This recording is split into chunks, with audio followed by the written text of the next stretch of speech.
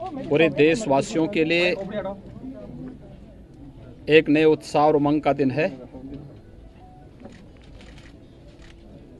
अभी कुछ देर पहले आदरणीय प्रधानमंत्री जी का एक महत्वपूर्ण संबोधन सुनने का अवसर पूरे देशवासियों को प्राप्त हुआ है और खास तौर पर पूरी दुनिया पिछले 10 महीनों से जिस वैश्विक महामारी से त्रस्त थी, भारत के अंदर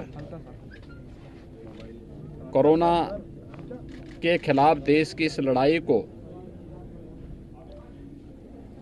अंतिम प्रहार करने की दिशा से आज वैक्सीनेशन का कार्यक्रम हो रहा है। इससे पहले हम लोगों ने 3 चरणों में प्रदेश के अंदर ड्राई रन के कार्यक्रम सफलतापूर्वक संचालित किए। मैं इन सभी चरणों में अलग अलग स्थानों पर गया था। आज ये लखनऊ का प्रतिष्ठित बलरामपुर हॉस्पिटल है। इस हॉस्पिटल में कुल 102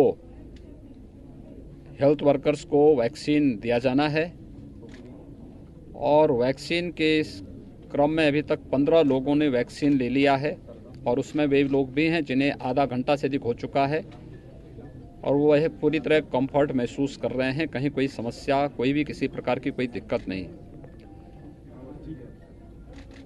भारत पहला देश है जिसने दुनिया के अंदर एक साथ 2 वैक्सीन लॉन्च की है।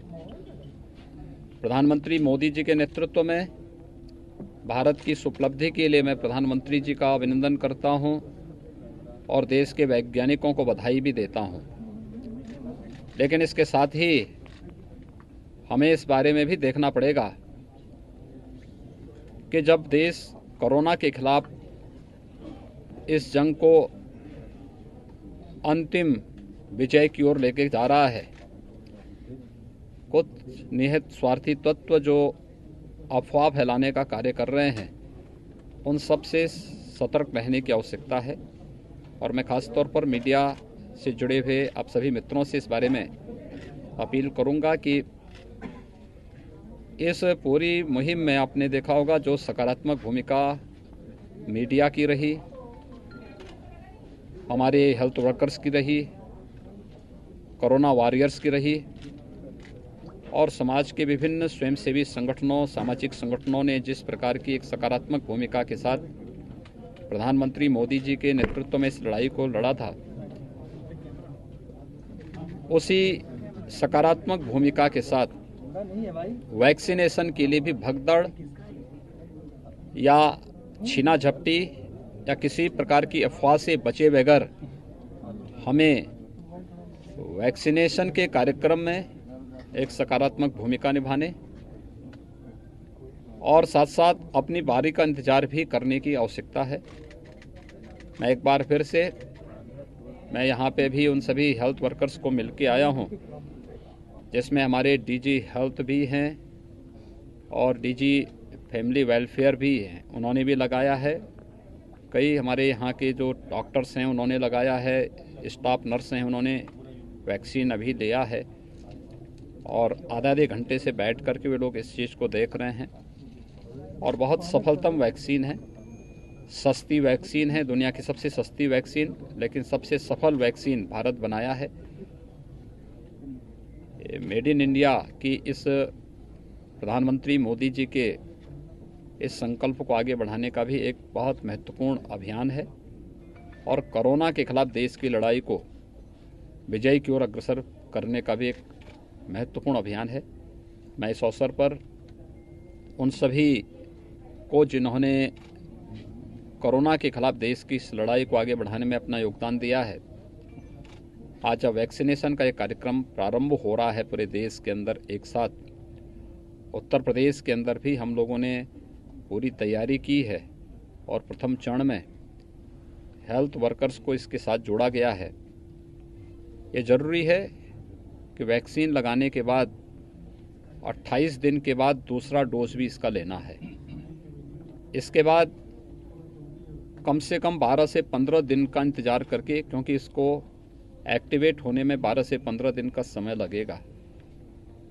सावधानी तब भी बरतनी पड़ेगी, 2 गज की दूरी और मास्क जरूरी, ये महत्वपूर्ण होगा और उसका पालन करते हुए निश्चित ही ये वैक्सीन कोरोना चेन के संक्रमण को तोड़ने में और कोरोना से देश की इस लड़ाई को विजयी की ओर अग्रसर करने में बहुत बड़ी भूमिका का निर्वहन करेगा। मैं अपने सभी हेल्थ वर्कर्स को सेकेंड फेज में यह वैक्सीन कोरोना वॉरियर्स को दी जाएगी, जिसमें सभी पुलिसकर्मी, सुरक्षा के जुड़े हुए जवान, राजस्व से जुड़े हुए, home delivery, door step delivery से जुड़े हुए जितने भी हमारे लोग थे, उन सभी को, सफाई कर्मियों को इसके साथ जोड़ा जाएगा। और इसके बाद तीसरे चरण में 50 साल से ऊपर के नागरिकों को और 50 साल से नीचे के उम्र के उन लोगों को जो विभिन्न प्रकार की बीमारियों से पहले से ग्रसित हैं, उन्हें इसके लिए लेने की प्रक्रिया प्रारंभ हुई है। मेरा विश्वास है कि हर व्यक्ति अपनी बारी का इंतजार करके दुनिया के सबसे बड़े टीकाकरण के अभियान के साथ एक सकारात्मक भूमिका के साथ जुड़ेगा। टीकाकरण अभियान की पूरी सफलता के लिए जिस प्रकार की रणनीति अपनाई गई है, अब उसमें कोई संदेह नहीं होना चाहिए। हर व्यक्ति की सकारात्मक भूमिका और प्रधानमंत्री मोदी जी के नेतृत्व में हम उस सकारात्मक भूमिका के साथ आगे बढ़ेंगे। धन्यवाद जी। देखिए, जब बारी आएगी तभी हर व्यक्ति अपनी वैक्सीन के लिए जाएगा। इससे पहले कोई भी अनावश्यक रूप से टीकाकरण का प्रयास नहीं करेगा। जब जिसकी बारी आएगी उसके लिए क्रम तय कर दिया गया है और उसी क्रम से हर व्यक्ति अपना वैक्सीन लगाएगा। सबसे बड़ी बात यह है कि कोरोना चेन के संक्रमण को रोकना है, उसको तोड़ना है और इसके लिए आवश्यक है कि भारत सरकार ने उसके लिए गाइडलाइन तय की है। उस गाइडलाइन का पालन हर एक व्यक्ति को करना होगा। बहुत बहुत धन्यवाद जी।